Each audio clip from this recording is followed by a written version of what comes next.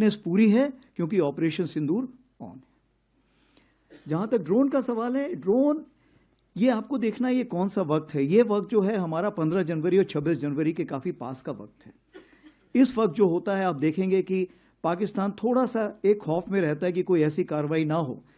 तो ये जो ड्रोन्स अभी हमने देखे हैं ये बहुत छोटे ड्रोन्स हैं, ये लाइट ऑन करके आते हैं, ये बहुत हाइट पे नहीं जाते हैं और ये बहुत ही कम देखे गए हैं।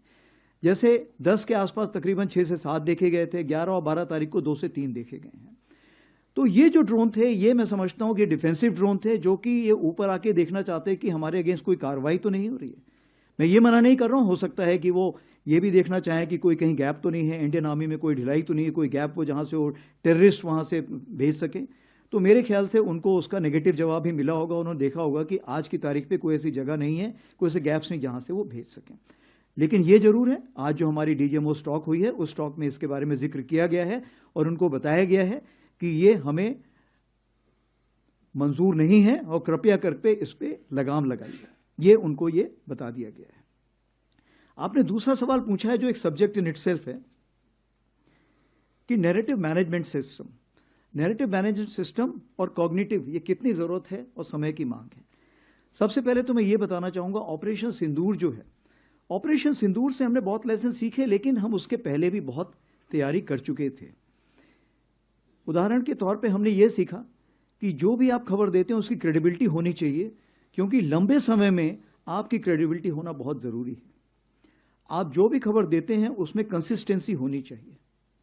तीसरी चीज ये होनी चाहिए कि किसी भी नैरेटिव मैनेजमेंट डोमेन में या कॉग्निटिव डोमेन में वैक्यूम नहीं होना चाहिए। अगर वैक्यूम नहीं होगा तो तो नेगेटिव न्यूज बहुत फास्ट मूव करती है। चौथी चीज क्या है कि आप नेगेटिव न्यूज को कितना तूल देते हैं। आपने ये देखना है कि कितनी नेगेटिव न्यूज नहीं आई थी। उदाहरण के तौर पे मैं आपको बताना चाहता हूं कि जब से 22 अप्रैल के बाद से जितने भी हमारे ट्विटर हैंडल थे इंडियन आर्मी के, वो सारे ट्विटर हैंडल जो वेस्टर्न फ्रंट को फेस कर रहे थे वो बंद कर दिए गए थे, ताकि कोई ऐसा ना करे कि वेस्टर्न कमांड ने ये बोला है और जब तक हम वेस्टर्न कमांड से चेक करें तब तक वो न्यूज सब जगह जा चुकी है। तो जो सिंगल सोर्स ऑफ ट्रुथ था, वो सिंगल सोर्स ऑफ ट्रुथ हमने सिर्फ एडीजी स्ट्रैटकॉम रखा था। इसीलिए आप देखेंगे कि हम लोगों की क्रेडिबिलिटी बहुत हाई थी। दूसरी चीज ये है, हमने इन्फो ऑप्स ग्रुप्स और इन्फो ऑप्स डेस्क बनाए हुए हैं जो कोर हेडक्वार्टर तक पहुंच चुके हैं, और ये जो है कार्रवाई करते हैं इस प्रकार की कि जहां भी कोई इंफॉर्मेशन है वो सही जगह से सही वक्त पर पहुंचे। सबसे बड़ी बात आती है साइकोलॉजिकल डिफेंस की। साइकोलॉजिकल डिफेंस क्यों? मेरे पास आज की तारीख पे वेटरन्स को मिला के, उनके डिपेंडेंट्स को मिला के 1.3 करोड़ पॉपुलेशन है, यानी 1% पॉपुलेशन तो मेरे पास जिसको मुझे डायरेक्टली रीच करना है। अगर इस पॉपुलेशन को रीच करना है तो मुझे जरूरी है to have a psychological defence division, और इस चीज को मद्देनजर रखते हुए हमने ट्रायल बेसिस पे एक साइकोलॉजिकल डिफेंस डिवीजन बनाई जो कि 24/7 इसको मॉनिटर करती रहती है। क्यों? क्योंकि किसी भी देश में आप ये ऐसा नहीं है कि सिर्फ पाकिस्तान से उभर के चीजें आ रही हैं, हो सकता है टर्की से उभर के आए, हो सकता है और किसी और देश से भी उभर के आए। तो चूंकि उनके टाइमिंग्स अलग है इसलिए 24 घंटे इसको नजर रखनी पड़ती है और उस पर हम कार्रवाई करते हैं। इसमें चूंकि होल ऑफ नेशन अप्रोच होता है, तो जैसे आपको पता है कि एक सेंट्रल सेल बनाया गया था जिसमें हर मिनिस्ट्री के लोग बैठे हुए थे और फेक न्यूज को वो काउंटर कर रहे थे और करेक्ट न्यूज देने की कोशिश कर रहे थे।